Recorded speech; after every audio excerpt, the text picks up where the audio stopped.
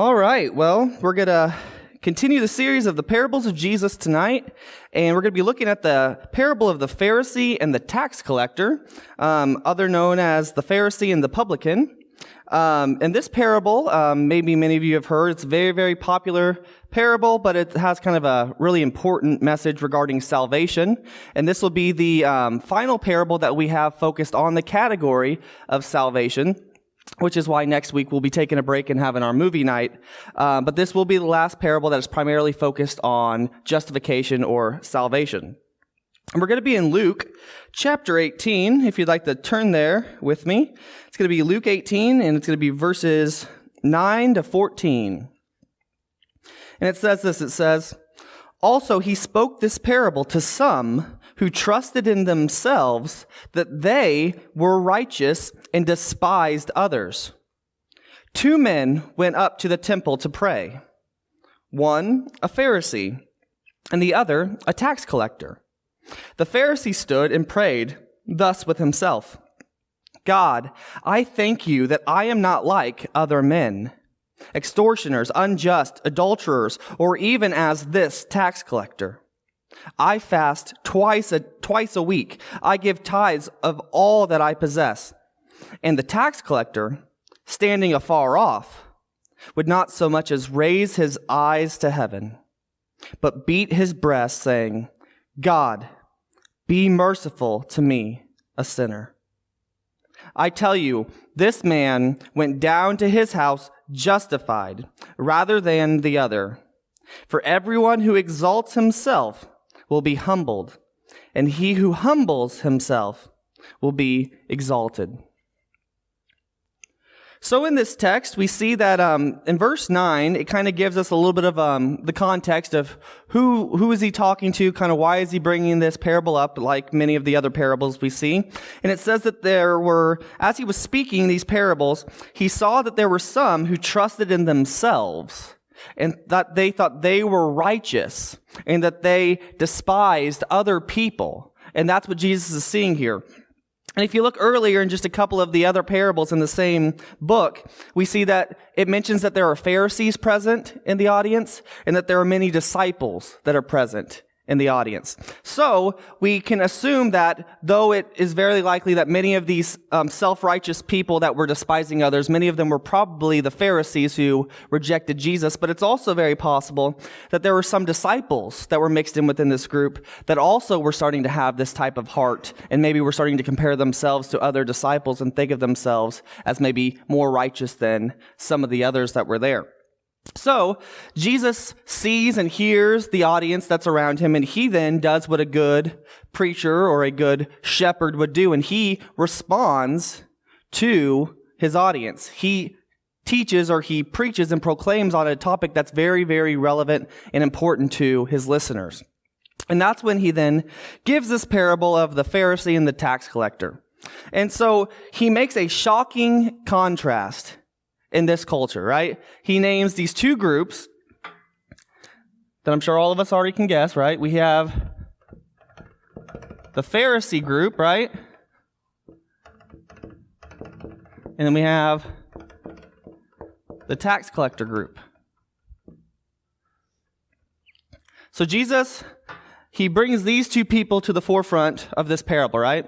And I mentioned this, I believe, last week. Sometimes as soon as we hear the word Pharisee as Christians, we hear it differently than how these Jews, who were primarily the group that are in this audience, would hear this. When they hear Pharisee, they're hearing one of the best people in society, right? So Pharisees, they were highly respected. They were like the moral superiors. They were the ones that people would look to for guidance, for counsel, for wisdom, for all these things. If you were a Jewish boy or a Jewish girl, those were the people that you would hope to be like one day. So that's who these Pharisees were. And so he brings this person up as a Pharisee who is highly respected. He's very obedient. He knows the Mosaic law, right? He knows the scriptures super well, very smart. And then he contrasts it with a tax collector. And I'm sure many of us know kind of the history of what a tax collector was to the Jewish culture, but a tax collector was basically synonymous with the term of sinner, right? That's why when Jesus was hanging out with the tax collectors and sinners, they basically just kind of lumped them up together as just a group of sinners, bad people. And that's who Jesus was hanging out with. So if you were working as a tax collector, as a Jew, they basically like, you're a sinner, right? So kind of like in, our culture now, you think, it's like if you're a politician, right? You typically think a politician, you're a sinner, right? You're a politician, you're corrupt. That's kind of how people start to look at these things. So then the reason why tax collectors were like this is they became Jewish outcasts in their society because they themselves were Jews, like all of their other people around them in their cities. And what they would do is they would actually sell out and they would work for the Romans. And so what they would do then is they would, on behalf of the Romans, they would actually go out and they would make sure that the Jews were giving all that money to him as the tax collector, and then they would go and give that money to the Romans. Now, the Romans were taxing very harshly, and they were taking a lot of money, and it was really becoming an oppression on the Jewish people. But then what tax collectors would do a lot of the time is not only would they collect what the Romans asked, but the Romans would turn a blind eye, and they didn't care if they ended up charging a little more. And what they would do is they would charge a little more, and then they would take that for themselves.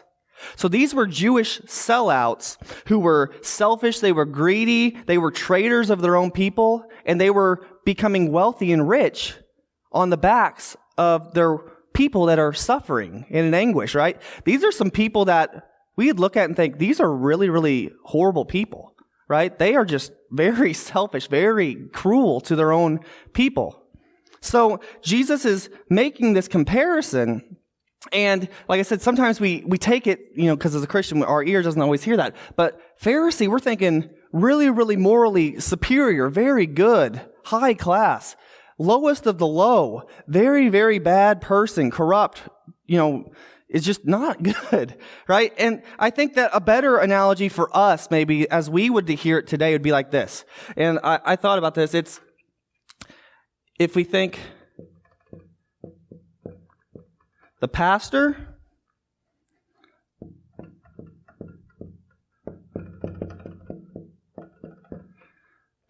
and the prostitute.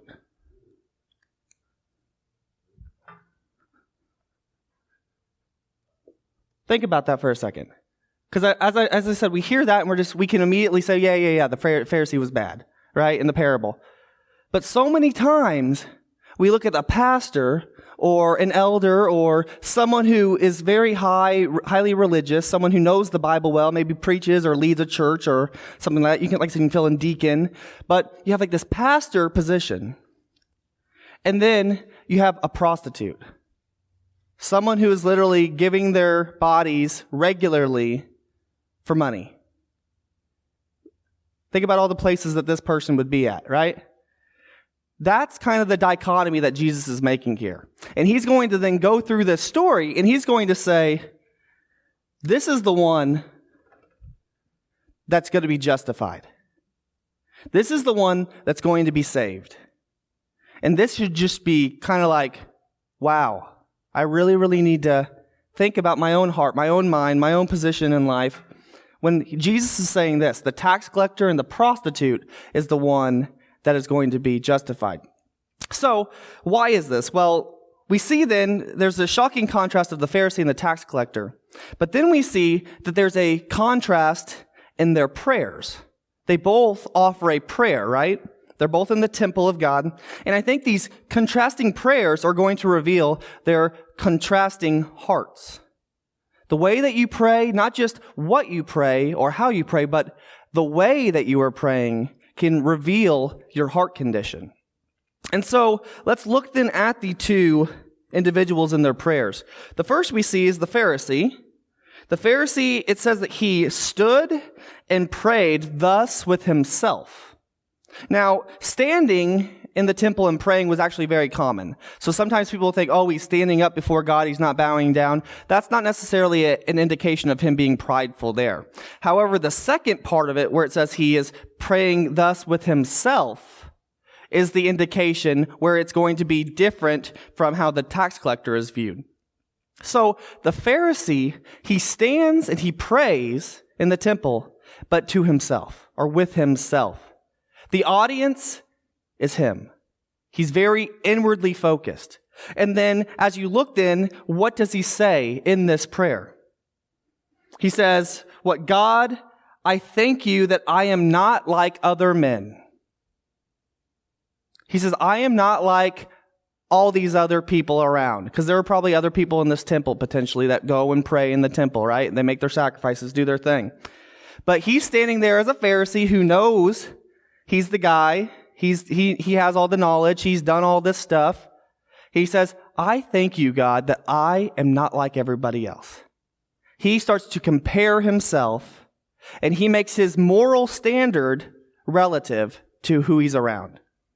Rather than making God the objective standard of morality, of perfection, he says, I'm pretty good.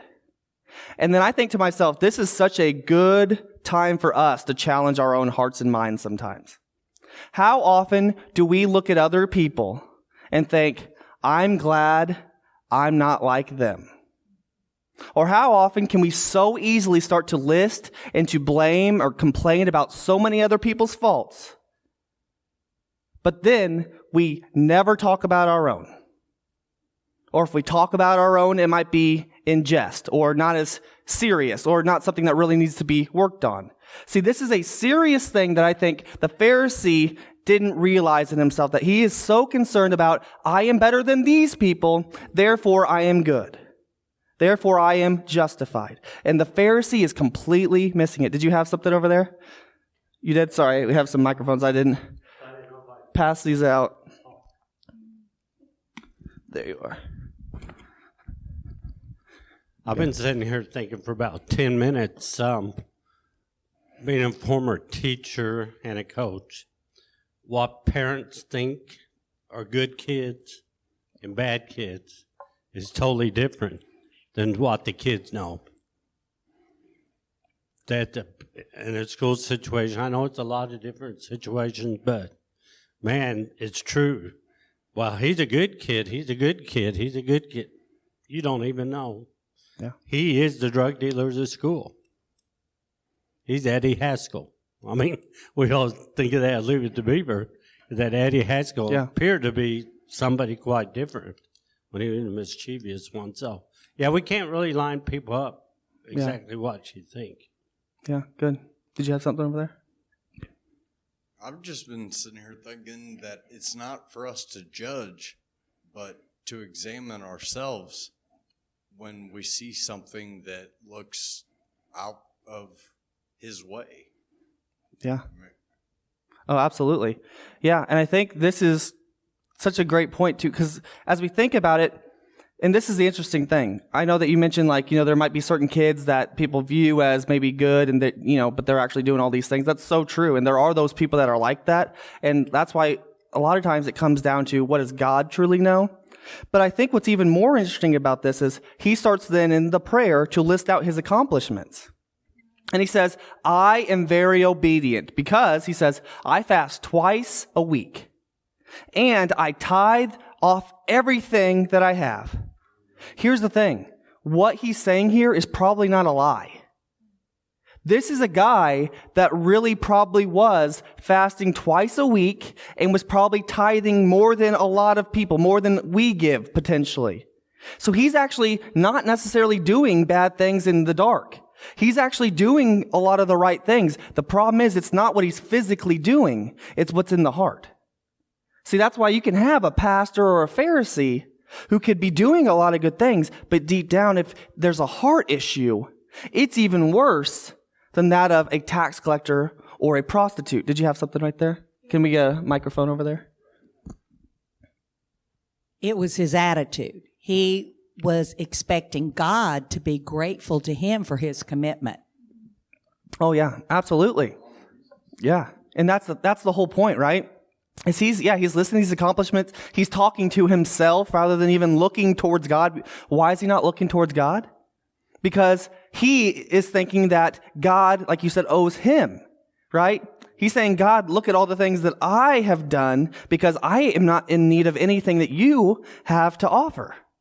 And that's the way that this Pharisee is working. Even though he is doing what we would say typically looks really good and are good things to do, he is just inwardly, he is lost and he is self-righteous. And so we see this. Yeah, do you have something? Go ahead. Yeah. It's interesting to me. There's 6 verses in this parable, 9 through 14. And if you include himself, and then the eyes in verses just 11 and 12, with the word himself, 6 verses, 5 times he uses I and once himself. Wow. Praise within himself, and then 5 times, I. You compare that with the tax collector, would not even raise his eyes to heaven, but beat his breast, didn't say a single thing about himself. God, be merciful to me, a sinner. Yeah, the only thing that he does mention is his sinfulness. It's exactly right. Yeah, and that's such a great point.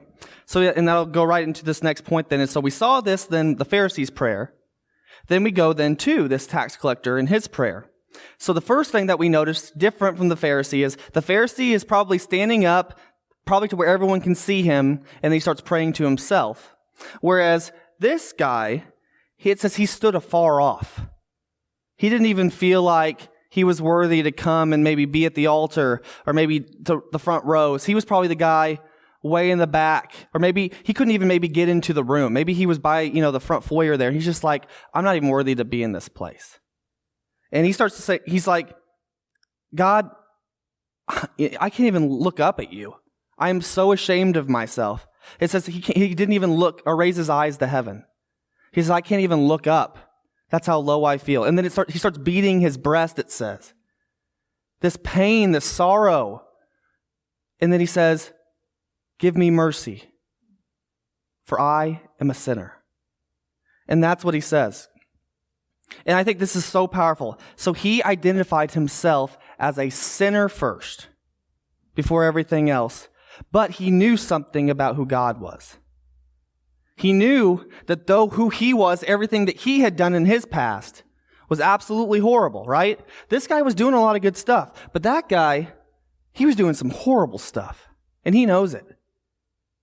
But the difference was, he says, I recognize it, and I'm not worthy, but I know that there is mercy that comes from you as a God. And it's so cool, the word that he uses for mercy in this text, to give you a little bit of background, when he's asking for God's mercy, that word can be used for substitution or for atonement. And then what's even more cool is that same word comes from another word that was used for the mercy seat. Now, if you know the mercy seat, the Ark of the Covenant was about a meter long, wooden box surrounded with gold. And then it had these little symbols on them and had some angels. And in the middle, it led to right above, which was the lid of the Ark of the Covenant. And now the lid was known as the mercy seat because it was viewed as where God's presence was hovering above it. And then what would happen then on the Day of the Atonement, they would come and they would bring an animal, they would sacrifice it, and then they would sprinkle the blood over the mercy seat. And then within the Ark of the Covenant, if you remember, were the tablets of the law, the commandments. So then when God then would look at the mercy seat, what he would see is he would see the blood, not the law. And that's what's so powerful here is he's using that same word in his prayer. He's saying, God, please look at the blood. Please offer me an atonement, something to cover my failings of your moral standard. And this is a Jew, most likely. As I said, the Pharisees, this audience is very Jewish. So when they're hearing this similar word used of something to the mercy seat, this is pointing to the fact that we have to have something, some type of blood sacrifice to make us possible to have and receive this mercy. Because we are sinners. And then as we all know, that's who Jesus is. The one who's giving this parable is explaining, God can give you the mercy seat. He can offer you mercy. And it's through Christ's sacrifice on the cross. When he died on the cross, he gave that blood. So now that anyone who does what this tax collector does and humbles himself, God will no longer see the past, the failures of the law. He'll see mercy, and he'll see the blood, and he'll see the atonement, he'll see a substitution. So that's what we see then whenever this tax collector prays to God from a humble place through a humble heart. And then we'll see then the conclusion. But did you have something over there? Yeah, it goes back to that same thing. I think all of us struggle maybe at times of doing works, doing activities, doing more for God to get approval, because it's the right thing to be a servant, to serve God. But that it's difficult at times to receive the mercy of God and be thankful, God, that I'm a sinner. Thank you for saving me. To receive that amazing grace of God.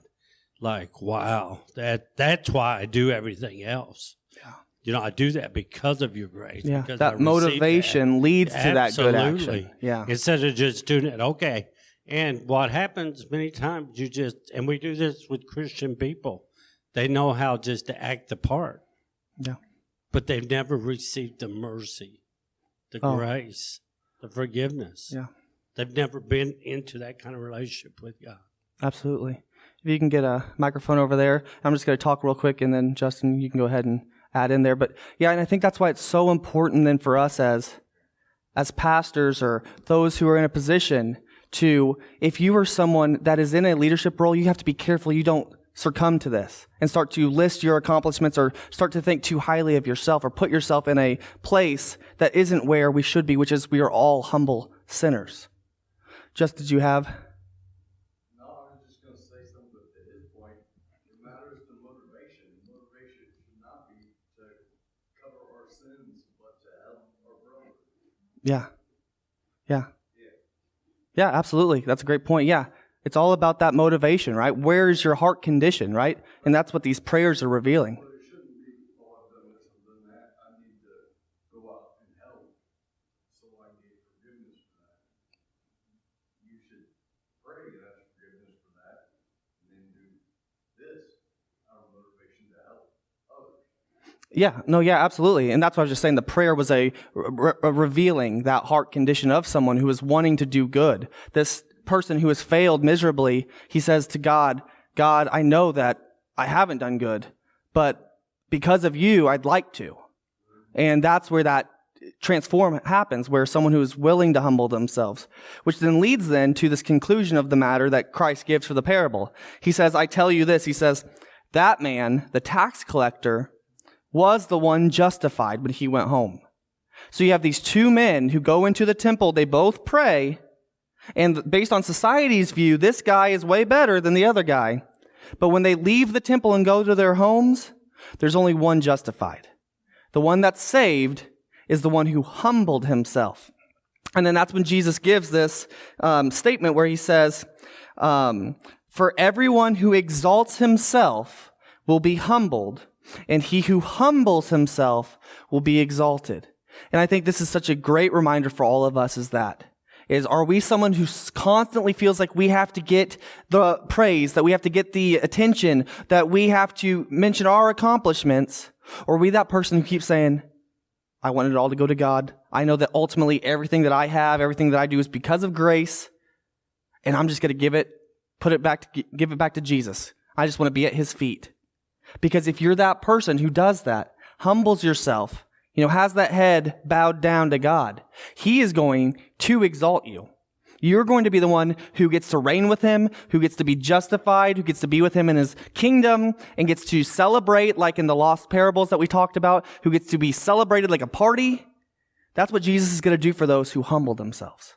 But if you're like this Pharisee, who even though you have done maybe way more and way better than a lot of these horrible sinners, if you are that person who continues to be self-righteous and continues to think that you are so much better, then what you're going to do is find yourself self-righteous, exalting yourself, and what is he going to do?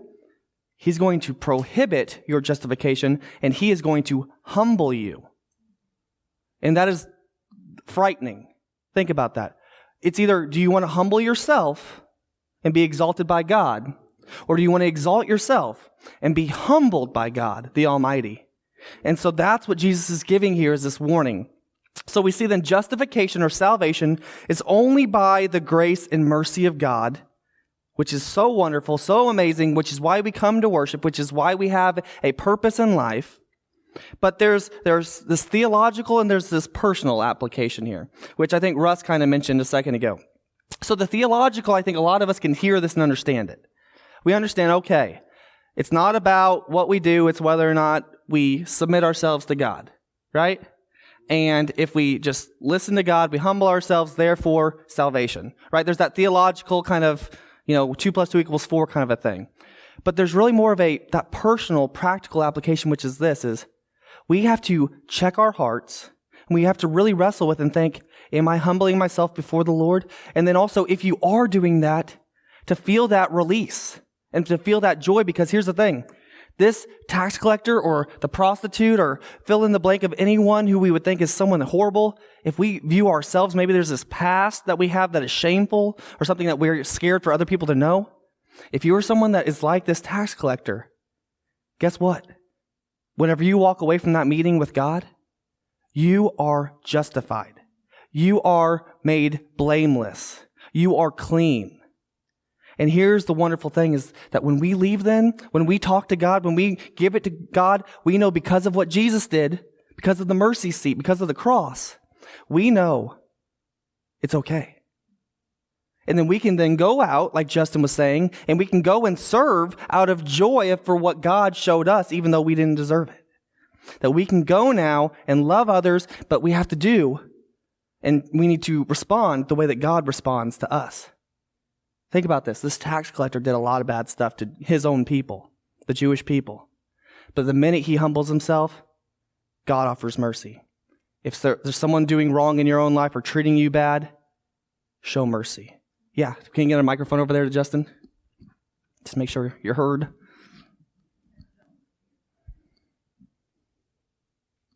I was just think about the thief on the cross next to Jesus. Yeah. Did he not humble himself and ask for forgiveness? Yeah. Yeah, that's a great point. And that's the thing. What's really interesting about those two thieves on the cross is they both were mocking Jesus at first. But ultimately, as he just said, one of them, after being with Jesus on the cross, humbled himself. And then what did he obtain? Paradise. But there was another thief who didn't. And he was humbled by God that day.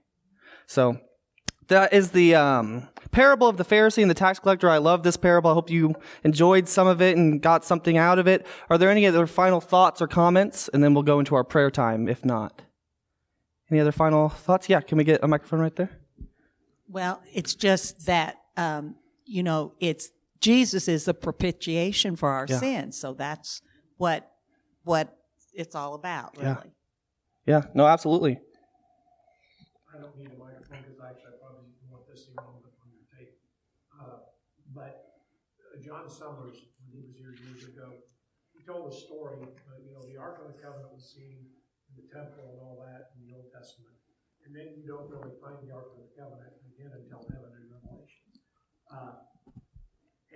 But there's a story that circulates among the Jews that the Ark of the Covenant, 70 AD, when the Romans came in and took Jerusalem, and that after that, there's no mention of the Ark anymore until you get to Revelation. Mm-hmm.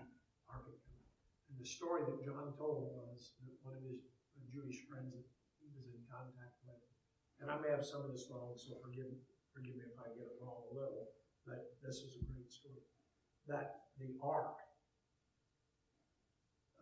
was buried underneath Golgotha. And when you think of what that mercy seat is, even if the story's not completely true, if that's true, if that's where the Romans found it, what was on that mercy seat? Yeah. The blood of the Lamb. Yeah. And if the Romans found that underneath that mountain, that's actually right. Found it, and Jesus' blood was dripping through it, hitting that mercy seat. I mean, that just gives me chills. Yeah. Oh yeah, absolutely. And I just think, yeah, and with that, and just think about just the whole Old Testament richness that we're seeing through Jesus and how he just fulfills all of these wonderful things as the sacrifice, the way, the truth, everything. Just so great. Yeah. It's hard to understand. Yeah. Any other final thoughts or comments before we close? No? All right. Well, this will conclude our time of study then.